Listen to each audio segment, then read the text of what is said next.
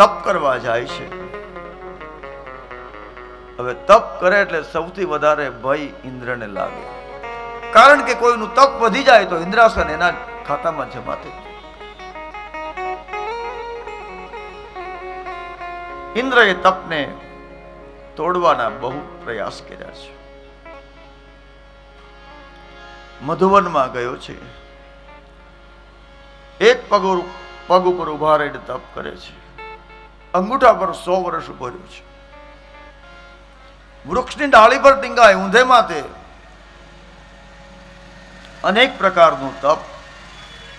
ઇન્દ્ર ભયભીત, દેવતાઓ ભયભીત કે આ શું કરશે, પણ તપને આધીન બ્રહ્માજી પ્રગટ થયા. હે તારકાસુર, તમારા તપથી હું પ્રસન્ન છું, માગો.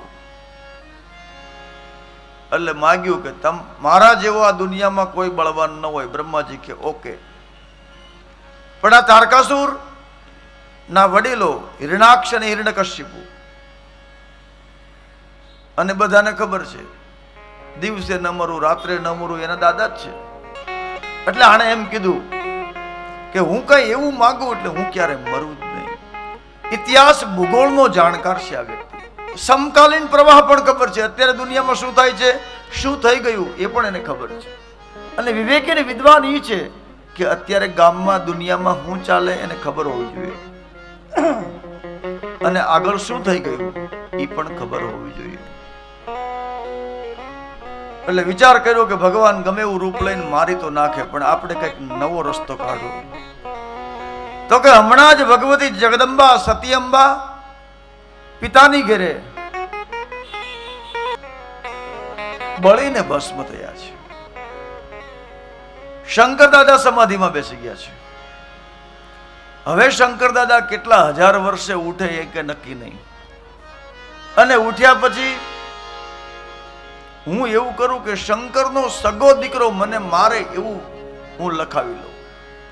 એટલે શંકર દાદા કઈ સમાધિમાંથી ઉઠે નહીં, અને ઉઠે તો દૂધનો દાજેલો છાસ પણ ફૂંક મારે. એટલે બીજી વાર ભગવાન શંકર લગ્ન કરે નહીં, અને લગ્ન કરે નહીં એટલે એને સંતાન થાય નહીં, એટલે હું અમર થઈ જાઉં. પેલા તો બ્રહ્માજીને એમ જ કીધું અમર બનાવો, એટલે બ્રહ્માજીએ કીધું રોંગ નંબર, હું અમર નથી, તને ક્યાંથી બનાવું. ભગવાન શિવનો પુત્ર, સગો પુત્ર મને મારી શકે. આ લોકમાં સંસારમાં એવો કોઈ તમારો બનાવેલો વ્યક્તિ મને ન મારે. શિવ વીર્ય સમુત્પન્ન પુત્ર સેનાપતિ. ભગવાન મહાદેવનો પુત્ર સેનાપતિ બને ને મારા પર આક્રમણ કરે ને પછી મને મારી નાખે. ભૂત્વા શસ્ત્રમ ક્ષિપેન મહ્યમ તદા મે મરણમ ભવે. ભગવાન શંકરનો સગો દીકરો યુદ્ધ થાય, મારી સાથે યુદ્ધ કરવા આવે, એ સેનાપતિ બને અને મારા પર ભૂત્વા શસ્ત્રમ ક્ષિપેન મહ્યમ, મારી ઉપર શસ્ત્રનો પ્રહાર કરે તો હું મરું, આવું મને લખી દો. ભગવાને કીધું તથાસ્તુ.